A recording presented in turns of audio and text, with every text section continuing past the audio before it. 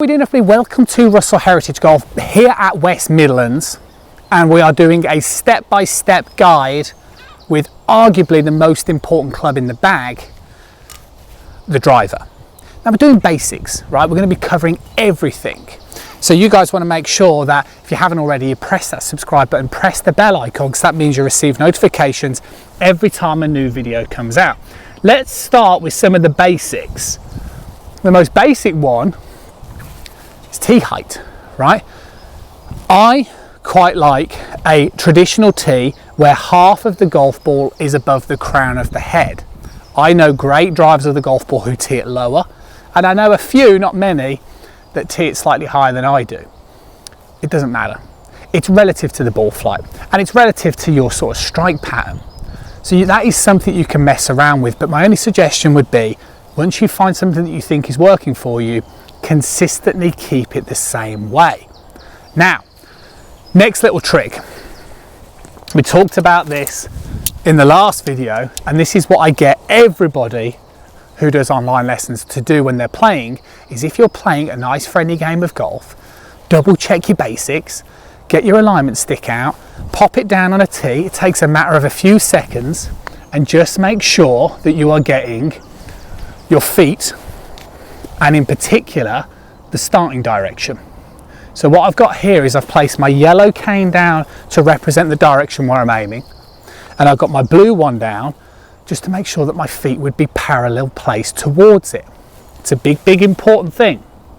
It's something that if you start compensating in your alignment, you're going to get inconsistency with the swing, and you're going to start subconsciously compensating, and then all of a sudden this one, less lofted, you need control of the club face when it comes to this one, and if you're aiming all over the place, you're going to not get decent results on a consistent sort of level. So that would be the sort of basic. Once you kind of get yourself set up, you got your feet sort of parallel towards the target line, then basically all you got to do is just match up your ball position. Now, like I stated in the iron step-by-step guide, I'm somebody who ends up with the hands further forward at the point of impact because of my type of swing. So I have the ball position slightly further forward to help me get the launch up still. If you're somebody who has maybe, shall we say, more of a traditional release, where the hands are still leading, but maybe not as much, shall we say, shaft lead, then that's when you would just drop the ball position back slightly. Again, the telltale sign, it's in the ball flight. My last little tip with driver is that it is very much about the alignment. So I tend to think that, as I'm doing here on this hole, I'm going to kind of favour the left-hand side here to really open up the fairway. And you've just got to be brave with that alignment. Obviously stick with the ball position, because it's going to give you a great chance of finding the fairways on a more consistent level. Okay, so the big thing with driver that you 100% have to do is you basically have to control the club face, right? So when it comes to posture and setup, it's going to be similar to the iron. Width of stance is going to be slightly wider just to compensate for the slightly larger movement, but the feet position and stuff is going to be very similar to what I talked about in the iron, that you basically want the upper parts of both thighs in external rotation, but it's also acceptable to have the lead foot forward facing. If you want to see that in more detail, I'd suggest that you watch the iron step-by-step guide, right? But when it comes to driver, it is all about controlling club face and obviously club path, which we're going to talk about. Before we finish on that, in terms of a strong visual that you guys can use to make sure whether you are getting the club face and path, and I've got a really good tip for this, is I think the problem is, and I see this a lot again with online lessons, we start talking about things like flexion, and we start talking about keeping the club face square. And these things are true, but I think that what happens is when we see like the likes of Dustin Johnson and some of these swings, John Rahm and other golfers that play with either a strong grip or a strong club face, we start to make the assumption that they are not rotating their arms through the hit at all, which isn't true. So unless you literally possessed a four-finger knuckle grip, which you would find anatomically so difficult to swing, it'd be almost impossible, that would be an excuse to not have to think about squaring the face. But even if you're somebody who has a strong grip, or somebody who knows that you're trying to introduce an element of flexion, it's not enough to just bring the club and get it here and then think you can just rotate through. It's just not. You need to be rotating your arms through, okay? Now, personally, I'm not concerned, right? I'm not concerned whether somebody has a real driving hold release or whether somebody is more conventional, so we can kind of see the club that overtakes the hands.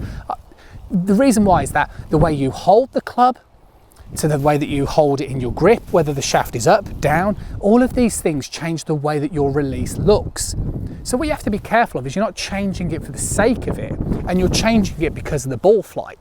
Now, if you're somebody who thinks you've lost distance recently, I would pretty much put my hat on it that you are not thinking about rolling and, shall we say, whipping the club through the ball. See it all the time, all the time. So how are you going to know? Well, do the basics first. Get yourself set up correctly, right? So that you're getting your alignment. That will retrain your eye for those that have got a little bit sloppy. And start making a few swings where you just get the feeling of left hand only, and you're letting the club face, should we say, feel like it moves more from a state of opening to closing, right? You have to release the club through.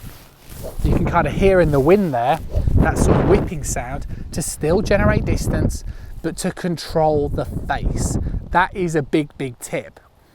How do you know whether? Well, I've got a great tip now coming up. Okay, so my last point, which is probably the best tip that I can offer you, is get your camera out, right? Whether you're down the range, even in the garden. I've placed the blue alignment stick here to represent, obviously, my target line where I'm going. Get your smartphone on there, plonk it on there, record either your hit or even your practice swing. The key thing is, if you're going to do a practice swing with this, and I've had huge success with people online by doing this, which is why I'm sharing it with you guys as well, is make sure if you're doing a practice swing, you're swinging with full intent, which means full speed. So don't do a practice swing and then do it half the speed that you normally do.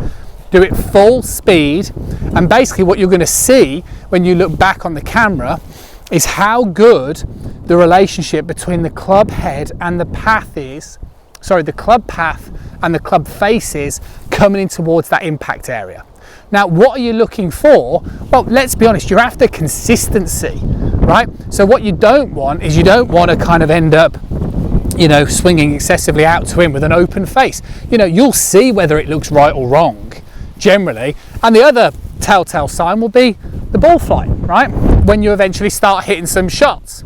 So when you're doing this, whether you swing slightly out to in but the face is returned pretty square, or slightly in to out and the face is still returned square, well, that would just mean you're either going to play a slight fade, a slight draw, slightly low, slightly high. Who cares, right? I don't care. As long as you are maximizing your distance potential with this club, you're finding enough fairways to help you score, and you can start growing in confidence with all of those points we've talked about today, then you've got a really, really good chance.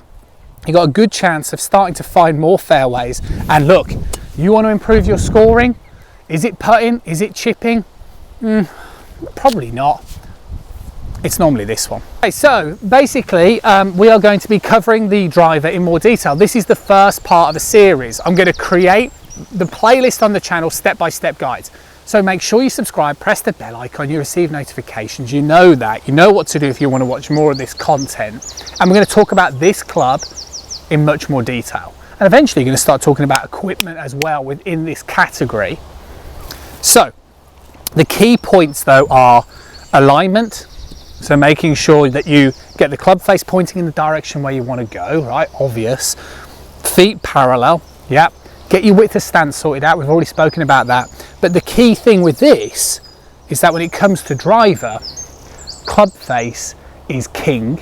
And what I'm saying is that if you're somebody who's hitting it off right, or you're slicing it, don't necessarily just shut the face on the way back. I'm not saying that it won't work. I'm just saying that don't think that's the answer to all your prayers, because what will happen is that you'll shut the face, still hit it with an opening face. It will sound better and be better than what you did previously, but then where are you going to go? So start thinking more about the release, and don't be afraid of feeling like you're using your hands. Lots of golfers that I meet now don't think you're supposed to use your hands. You've got to use your hands. Anyway, last tee shot here, going to kind of send it over the corner. So I will speak to you guys very soon.